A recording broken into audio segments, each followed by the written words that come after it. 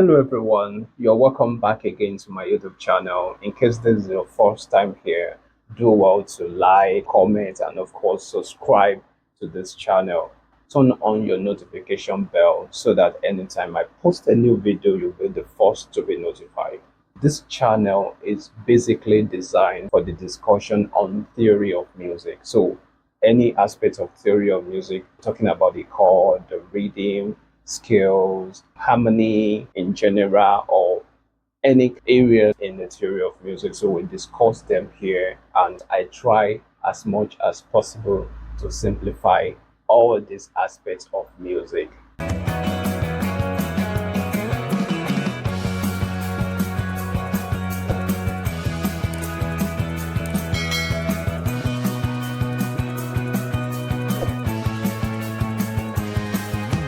Join us so that you can get a very simple explanation on this aspect of music. I have done several videos in the past on this area of music, so you may go back in time to check this channel, to check my previous videos and watch them so that you can be up to date in our discussion here. We have discussed several topics in the past, bordering on scales, rhythm, meter, staff notation, and we have talked extensively on interval and chords. Having said that, let's dive right into it.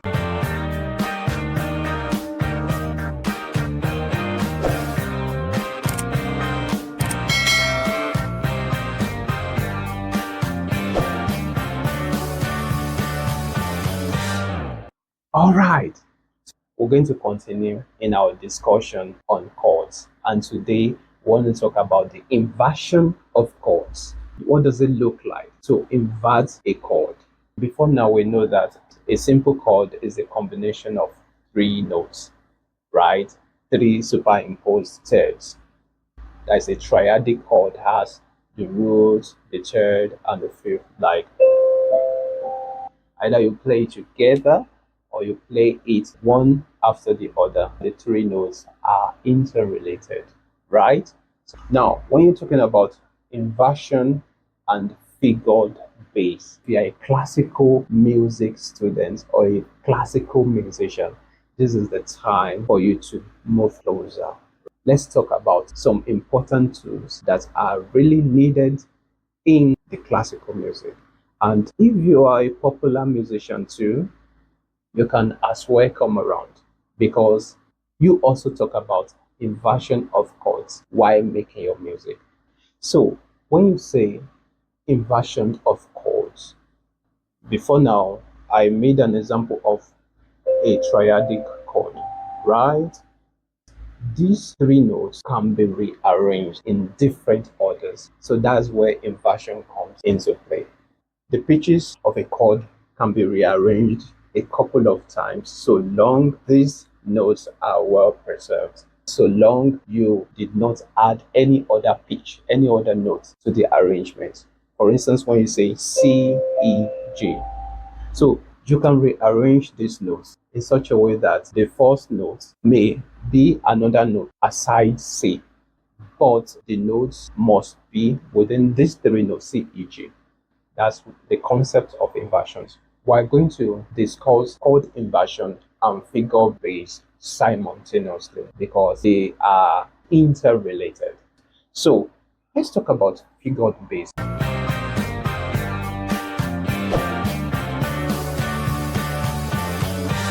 Figured bass is an old technique of writing chords to a melody. It was dated back to the Baroque period. So in this musical era, the composer represents chords with numbers to give the performer the idea of the chord to play. And this arrangement also comes with specification on what kind of inversion of a particular chord to be played. The figured bass actually give the idea of what inversion to be used. It's specific on what chord to be used and makes use of numbers to represent a particular chord. Like I said, it was dated back into the Baroque period. The Baroque period composers as well as performers use these techniques a lot. So it's just like a shortened way of representing chords, passing the information to anybody that wants to perform a particular piece of music, to tell them which chord to use. Figured bass is a technique for describing the state of the chord. It is used to actually describe if the particular chord is inverted and what particular chord to be used. Is it chord 1, chord 4, chord 5, and what kind of inversion it is. And it's actually comprises of so many information for the performer of such piece of music.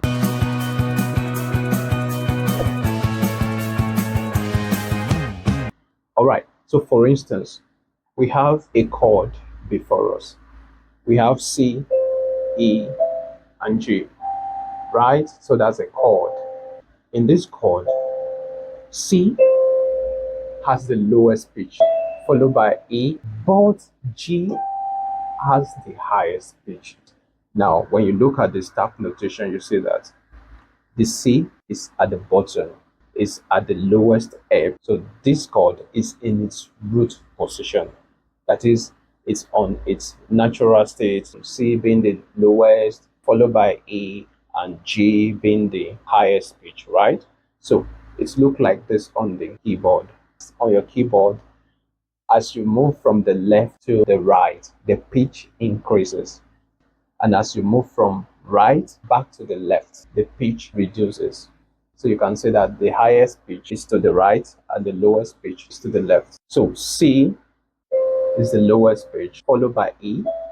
Then G is the highest pitch in this arrangement. That's the root position chord. We have the root, and a typical of figured bass is this. So C shows that the scale in question is C major, right? In a figured bass, we have the combination of the Roman numeral and the Arabic numeral.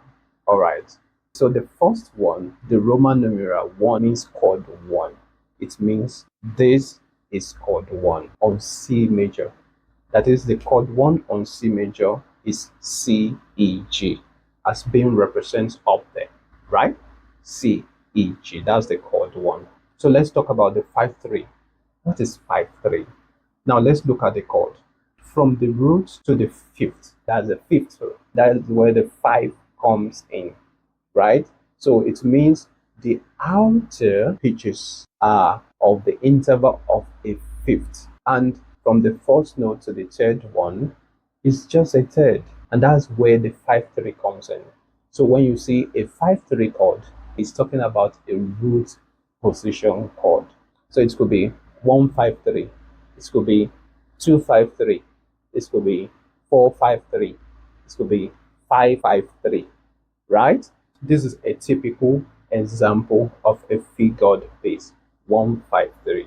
And 1-5-3 means chord 1 on that scale, and not just chord 1, but a root position chord, a chord without inversion.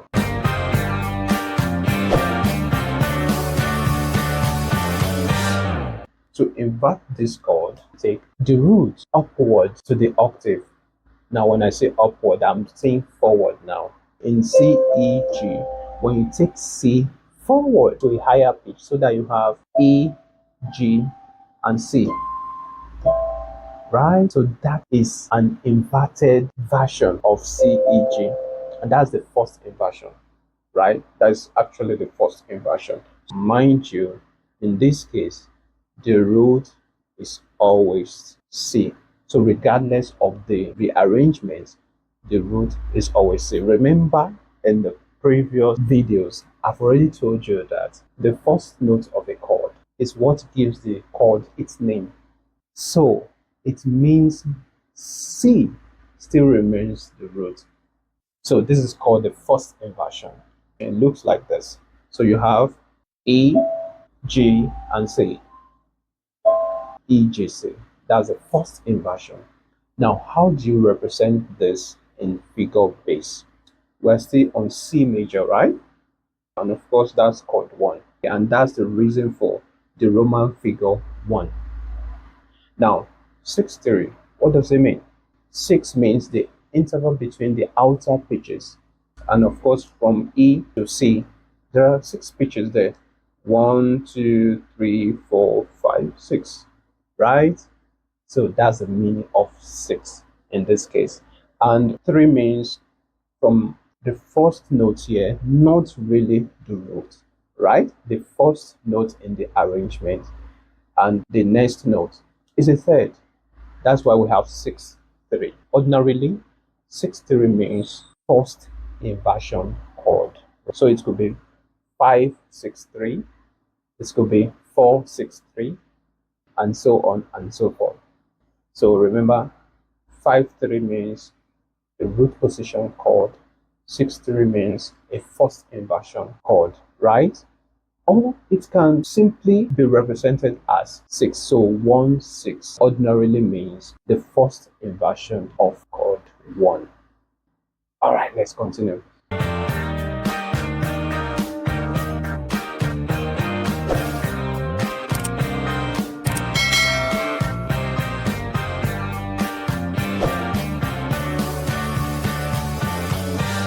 So we can still invert this chord further, right? So when we invert it further, then we have this arrangement. And of course, we're taking this note forward an octave. So we are inverting it.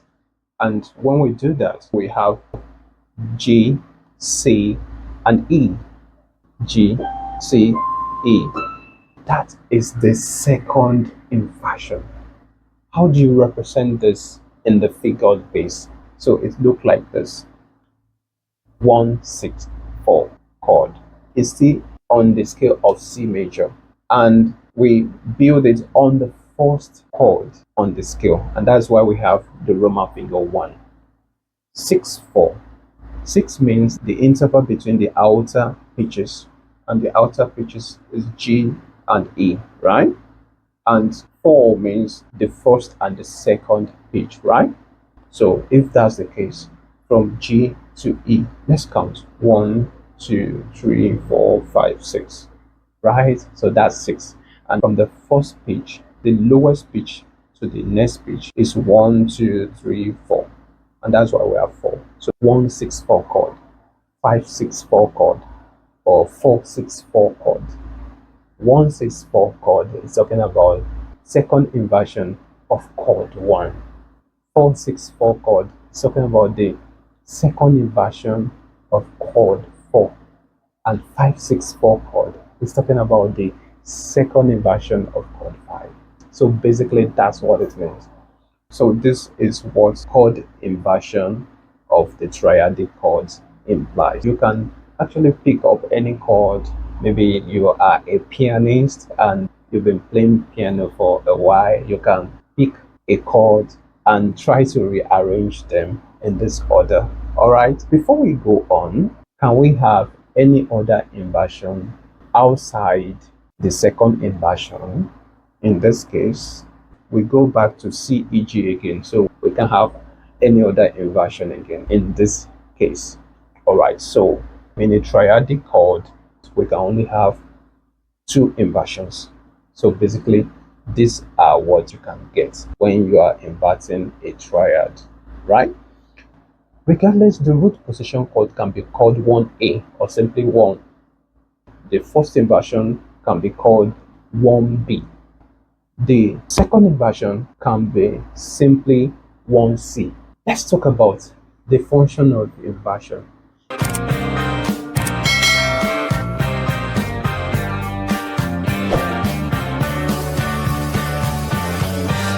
Imagine you accompany a piece of music and chord 4 and chord 5 back to chord 1.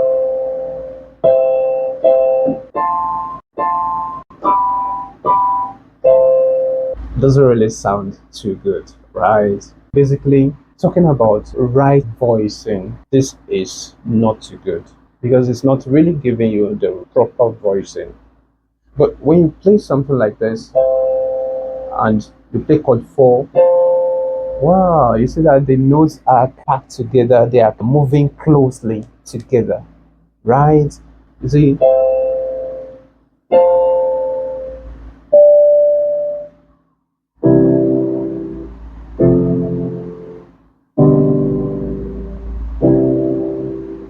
see that really make more sense. Like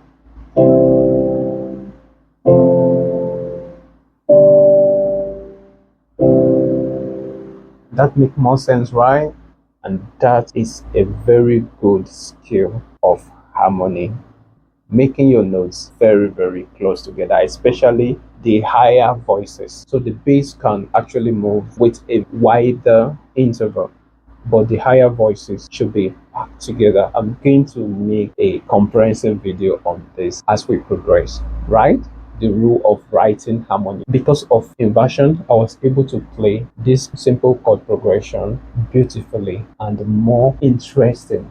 So these are the important use of inversion in a piece of music. Alright, we've come to the end of this section on the inversion of triadic chords, and we also talk about the figured bass. That is how to represent every chord or every inversion of a particular chord with numbers, right? Also in this class, we've mentioned that regardless of how you invert a particular chord, the root still remains the root. So we're going to continue from there. And of course, if you have any question, you can leave them in the comment section. If you want a personalized music theory lesson on the Baroque period or the common practice music in general, the 20th century music, even the contemporary music, you can chat me up privately and I'll pick it up from there. And of course, I will see you in the next one.